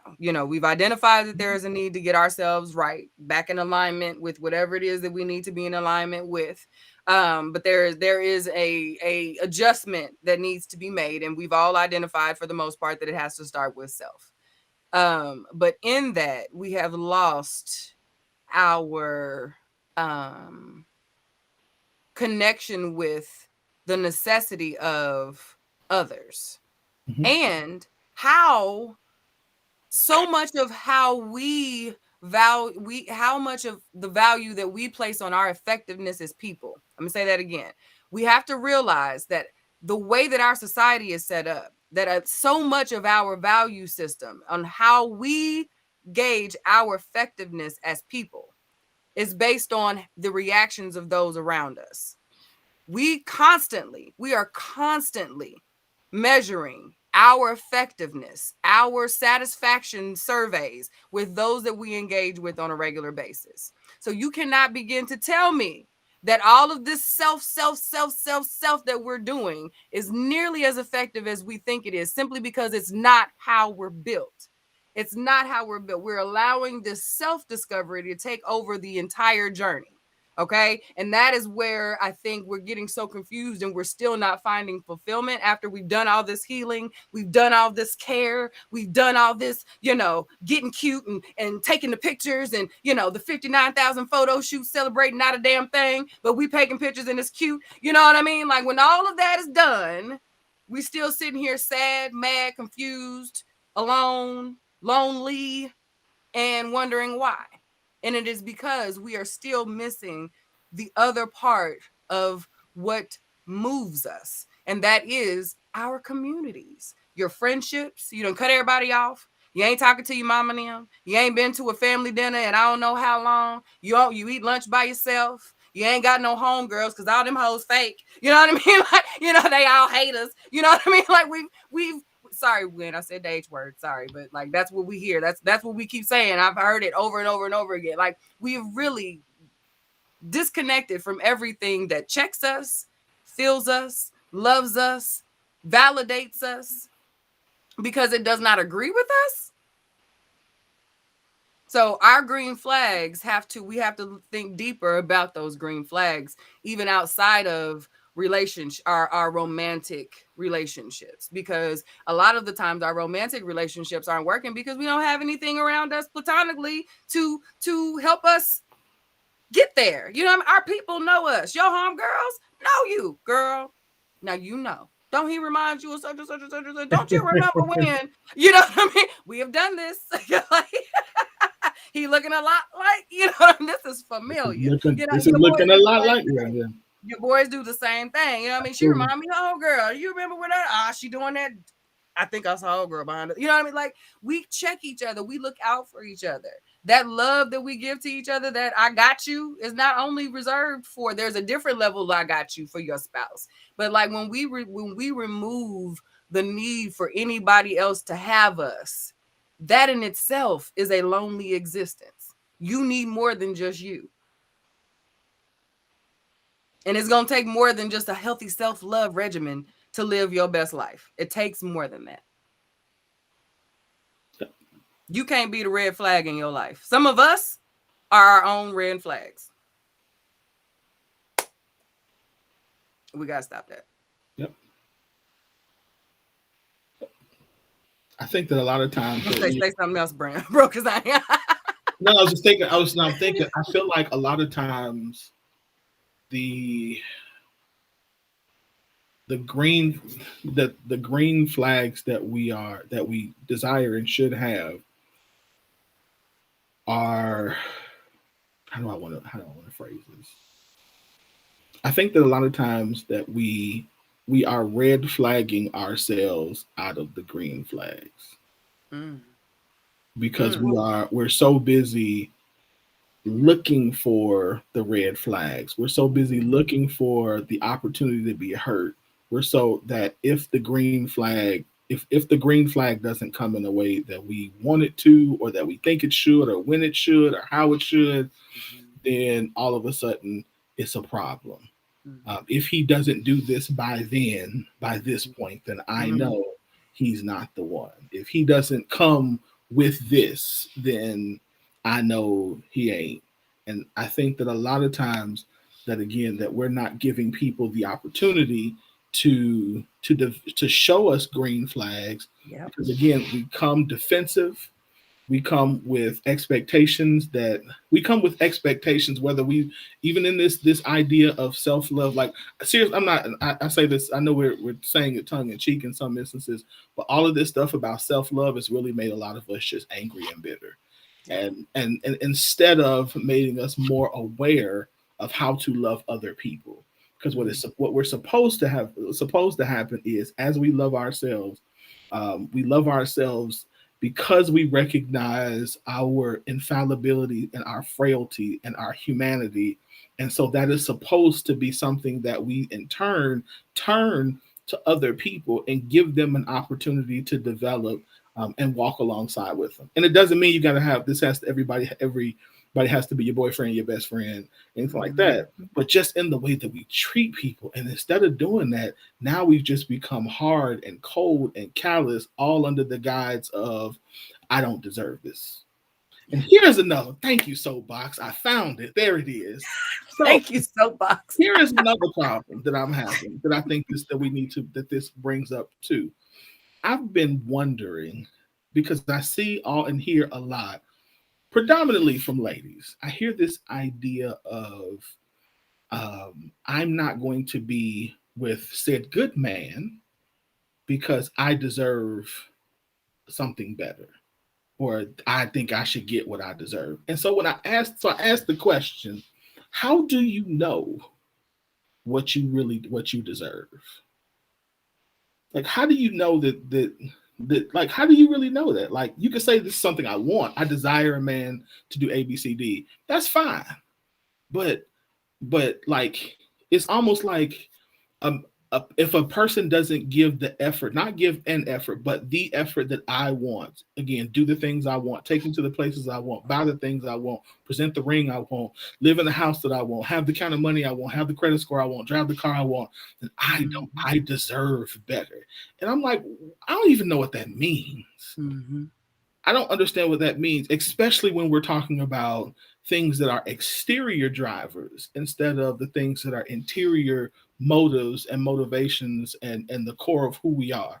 So how do we determine as a person, and men do this too, but primarily I hear this with ladies, like this whole this is what I deserve. I don't get that, because you got a lot of good people who are doing really good things, and again, I'm not referring to the bad dudes, to the ignorant, that are but are like, and they're doing the green flag stuff, but that dude gets overlooked because you think you deserve better. And I'm I like, think we're using the wrong D word. I think it's desire is the yeah, word it's that a we want. need You to can say I use. want it. And when we say desire, that doesn't have the same weight as deserve. So deserve just sounds better. It feels better. You feel more empowered when you say deserve. But the true word is desire.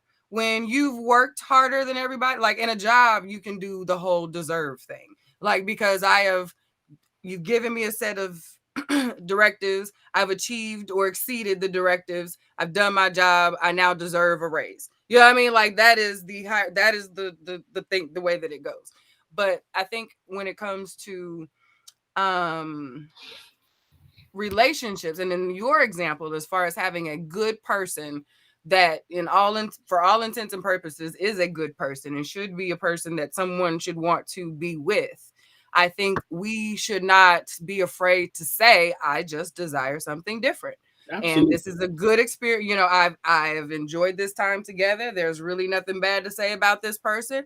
However, I just desire something different. And And that, then own that. It doesn't mean that this person is no longer worthy of me, because the whole deserve thing now puts the other person in a place of no longer being worthy of you, which is ugly. Like, if this person has done nothing to discredit his space in your life other than just not be the dude for you, then the whole deserve and all this other stuff, and he does, we I don't agree with the whole deserve thing. I think that you can desire a different position in your life. You can desire to reach that position with a different person.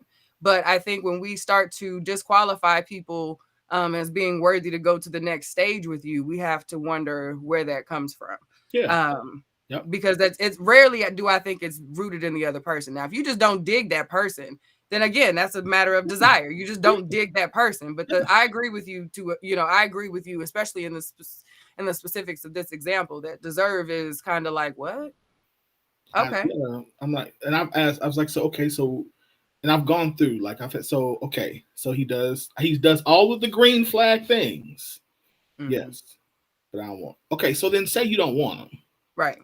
Just I'm say fine that. with that, but to Mm-hmm. say I deserve, but like, And you not wanting him is not to the discredit of all men either. Just because no, you didn't want this one man don't mean all men ain't worthy of you. You know what I mean? Because that's usually the one extremes to the other. Sis, that just wasn't your man. Go back out there. Try it that's again. okay. Back in the game, And it's coach. You okay to know? want not want to date anybody. Like this, but Exactly. I think I'm just, I think it's just weird. It's a weird idea for me Mm-hmm. because even in the corporate space, I mean, if you think about it, we rarely get what we don't get. You don't get paid what you deserve. No.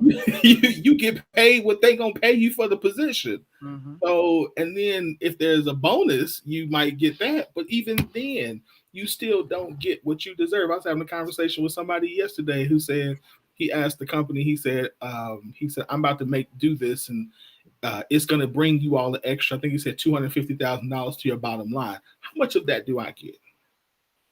And they was like, nothing. You get the salary that you already gonna get. Mm-hmm. Mm-hmm. That Because your work rendered is a part of the agreement that you've already signed up for. he's We like, well, paid you.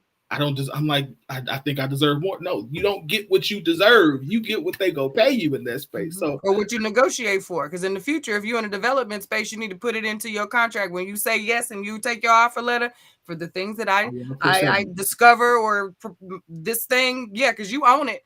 But I'm gonna need my piece. I'm gonna need Give my me a piece. percentage. Give me Mm-hmm. a percentage of it. Mm-hmm. So I think again, just the idea of let's we can honestly we can say, because I'm with you. I'm not saying that you have to want somebody just because they're a good person. I'm not Yeah. saying that. I've had several people who I were great people, and I'm like, it's just not a good fit. Yeah. Doesn't mean you're a bad person. Just not you're just not my person. And vice versa. That happened to me times. Not a big deal. But I think that we just have to say that, like, we have to stop. And I think the frustration for me is we have to stop trying to put people through this Olympic game, that or this test to try when the reality is, like, a lot of it is just we're either not ready, that's just not the person, or there's something going on in us. And again, it's almost like we have red flagged ourselves out of appreciating the green flags that a Mm-hmm. person brings to us. Because again, there are a lot of good men and women out there that are single, and it's not. I don't think it's a lack of good people. I just don't. I think it's just the lack of people who are really and truly prepared to receive that person who is for them, who they want, who they desire, who they deserve, however they want to say it. Have you? Yeah, it's a lot, especially when we start to look at all the when we have the checklist of what good looks like, or what we should want looks like. Ideally, because I think I remember the post that you're talking about, that this whole deserve conversation came about, when the dude sounded to be great, and everybody was like, what is she tripping for? This man that came in and took care of you and the babies and da you mad because this? And I'm thinking, I was reading to myself, yeah, she can be that. Yeah, like the way she positioned it was kind of shady, but at the root of it, she was simply saying, I desire a different type of love for me. Yeah, Like, I'm the one in the relationship. I didn't get a big brother for my son. You yeah, know what I mean? I'm looking for a husband for me. So I think she was in a fiance. They were in a engaged situation. So I was thinking to myself, this is when you ask these questions. Like, now is when you decided, instead of before you've gone into all this other stuff with this man. Yeah, you didn't spend some time. You didn't took a trip to Disney World that you didn't want to go on, but he did, and you had a good time. Okay, fine. You know what I mean? But now is the time you decide that, so you can slide him his ring back and go on with your life, and you and your baby can have a good time. You can come pick him up. They go play ball every once in a while, but you go live your best relationship life with the mhm, man that you desire. yeah, yeah, Yeah. So we can't force people into situations based on what looks good instead of what feels good to the person that's actually in the relationship. We can't keep discrediting, the needs of the actual people in the relationships just for the sake of being in relationships. That's not healthy either. That's not healthy. Mm-hmm. So, what's up, Vince? Mike says, then that person can be lonely, miss out on a good one. Very well possible. Yep. Mm-hmm. And again, I think that's the decision that you make, and that's okay. It's okay to, you know, to be single, not Mm-hmm. lonely. I don't want anybody to be lonely, but it's okay to be single if that's not somebody you want. That's fine. Again, all the green flags and can be present, and the person is still not the right one. That's Yep. okay. But again, I think that I always feel like we should ask the question why. Like if we have, and not so much that you got to know, like you could really just be like, something just ain't vibing. I don't know what it is, and that's okay. But to to to not at least have like to I think the thing is to have it in a space where it's not something that you've thought through, or it's Mm-hmm. something that you're doing for something that's, again, that I think that's superficial. Like money changes, Mm-hmm. certain things change. It's not, to me, just doesn't make sense. And there's no, by the way, this is my disclaimer is I'm not telling anybody to be with somebody who they don't find attractive. I would never say that. Not saying be with no ugly person, that you're a person that you think is unattractive. Mm-hmm. Not saying that, but come on. I think we began to tier people. We tier people. We are very we assign value to people in positions Sure. in a way and in spaces that one we're not qualified to do. And Hello. huh?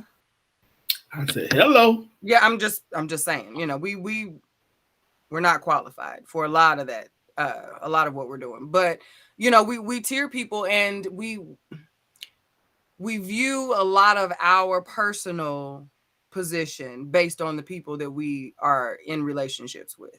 So if I'm lacking something, and a lot of the time, if she's seeing something less than in herself, and she's looking at a lot of the time is if you want me in all this broken mess, you can't be what I desire. You know what I mean? Like there's more for me because I can't. You know what I mean? Like there's a confidence might not be the word, but like we will reject in others what we see in ourselves. Sometimes to the point where we'll create that, we'll manifest those things in other people so that we can move them around and say that was the thing. Now I got rid of it, and at the end of the day, we're still sitting with the thing that we have. That's your thing. Like, you know what I mean? So it's not a matter. I think always it's even always rooted in that person. I think sometimes it's rooted in where they're the position that they're Yeah, in. I don't. that's true. Yeah, yeah. That's absolutely true. Yeah. I feel like we just went down a whole rabbit hole, but never. We did. We do. But I mean, when we start talking about this kind of stuff, though, like it's real. It's real because like the simple things in that post, that green flag, that was simple stuff. It's simple stuff. Things that we do for like our coworkers. You know what I mean?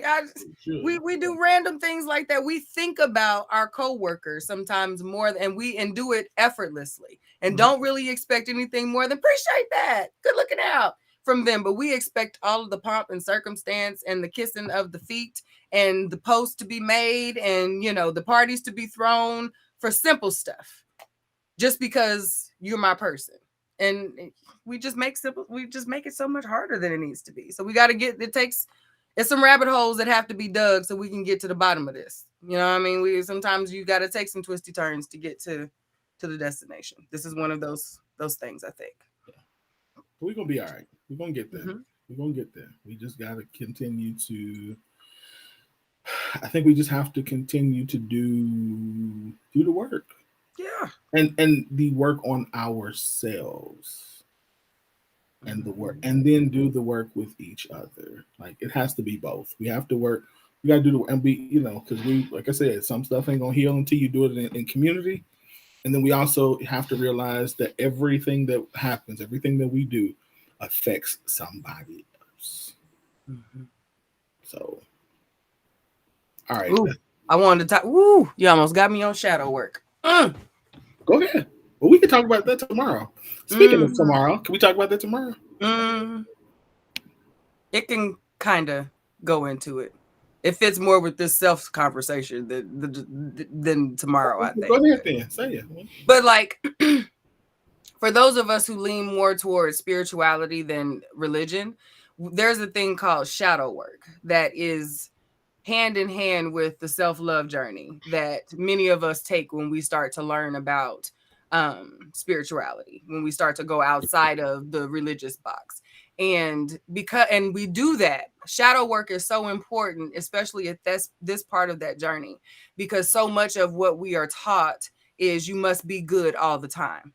Everything about you must be good or you're not a good person. Like, and when you identify something is not good about yourself, your goal is to cast that thing out, to correct it, to avoid doing it, to when it happens, to and I'm definitely paraphrasing. I know it's more to it, but what I'm saying is like there is a definite, we don't acknowledge or we don't embrace or own the negative sides of us.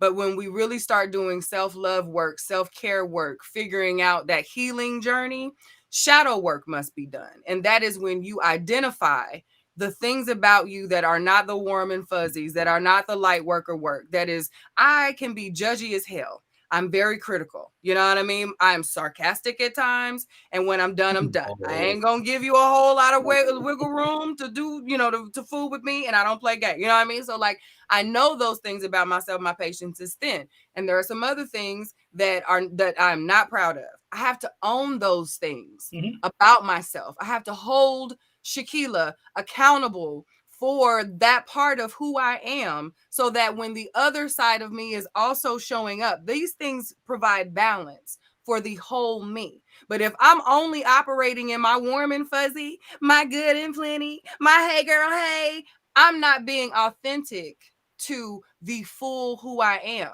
I don't know what I deserve because I'm not checking myself in any space. I'm Mhm. not balancing anything because I'm only seeing this plastic version for people. I'm not doing the real grappling with self. So that shadow work is necessary. And I think that deserve the identification of the green and the red and all of those things. You have to know you really, really well before you can start identifying and red flagging anybody, because you have to identify what it is about you that triggers and pulls you in different directions. It's Mhm. not always everybody else. And until you can really sit with yourself and see you, you can't begin to tell somebody else what work they got to do to meet you at your level. You not on your level yet.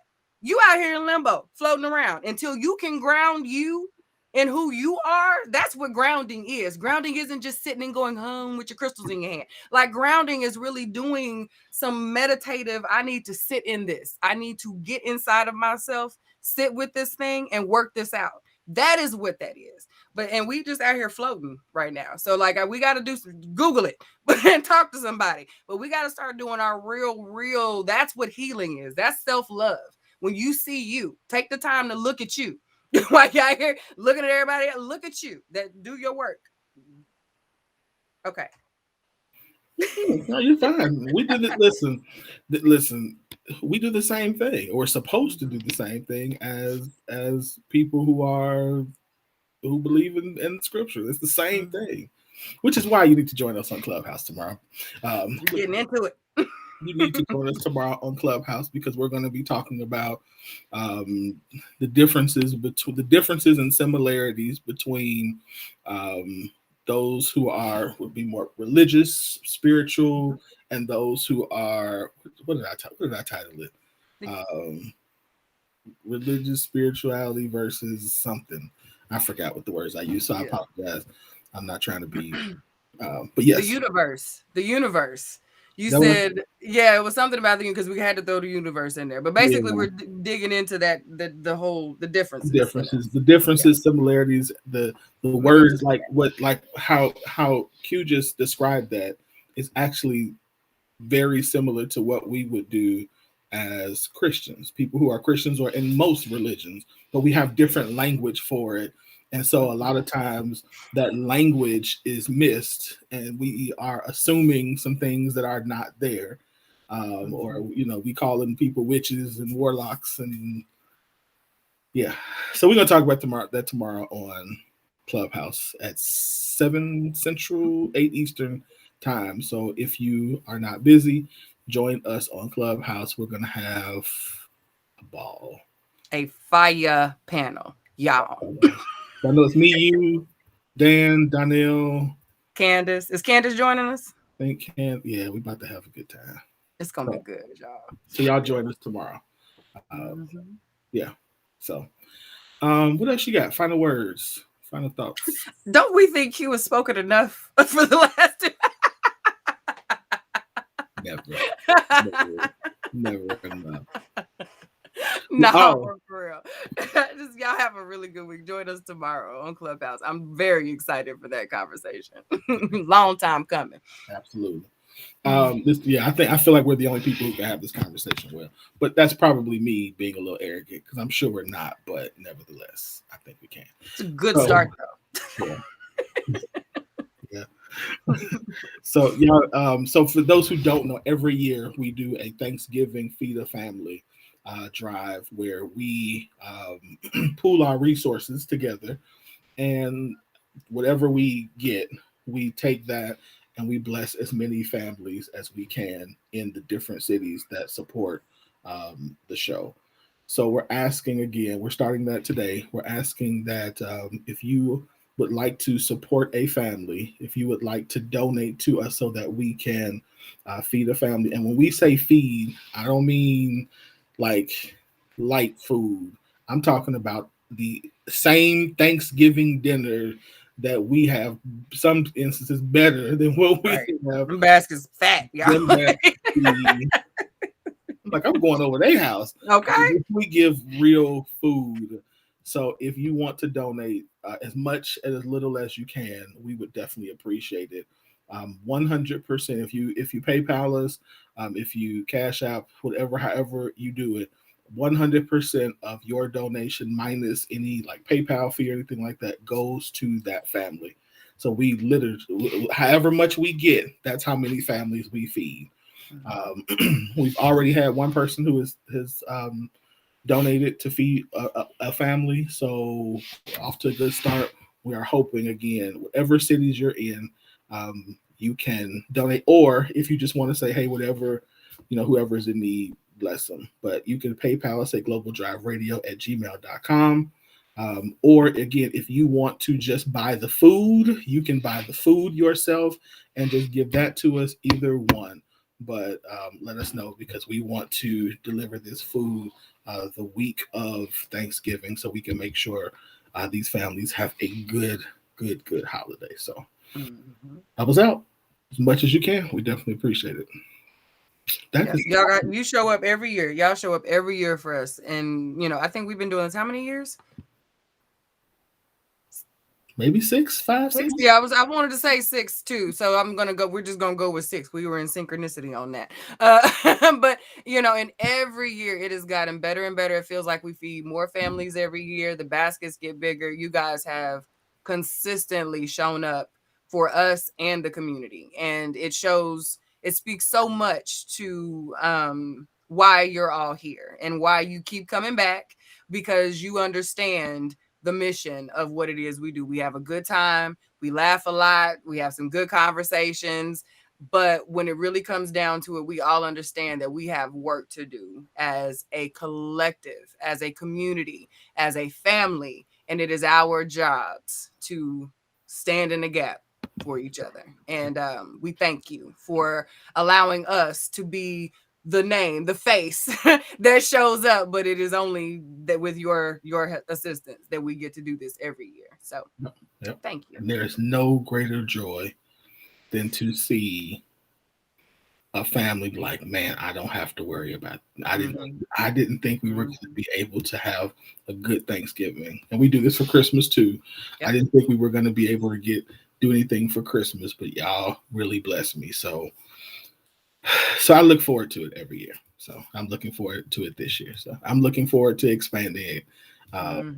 So let's do it. All right. Y'all see the scoop pull up with that truck with the turkeys. Because it's coming. It's coming. You get a basket. You get a basket. You get a basket. It's coming. It's coming. Y'all don't have any idea. It's coming. Yeah. It's coming. All right, y'all. I appreciate y'all. Have a great night. Thanks, Mama. I appreciate you. Thank y'all for tuning in. I just wanted to, Vincent, Mike, what's up? I know y'all came in late. I just wanted to say what's up. Y'all, I was the only brother here, so I needed to call some reinforcement. So I appreciate y'all for showing up. I want to give a shout out to Shanae, who's watching from Facebook jail. I love you, sis. Thank you, sis. Right. Free my sis. Free Shanae. Free Shanae. Free Shanae. Good night, y'all. Y'all have a good night. We'll see y'all next week. And pull it together, baby. If this is goodbye, I want one last try. You just can't give up. Can't you see the tears in my eyes?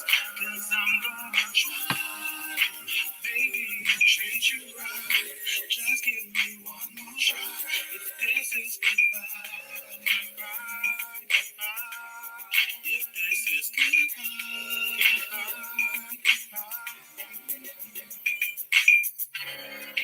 think you wanna do love. Tell me what to do now.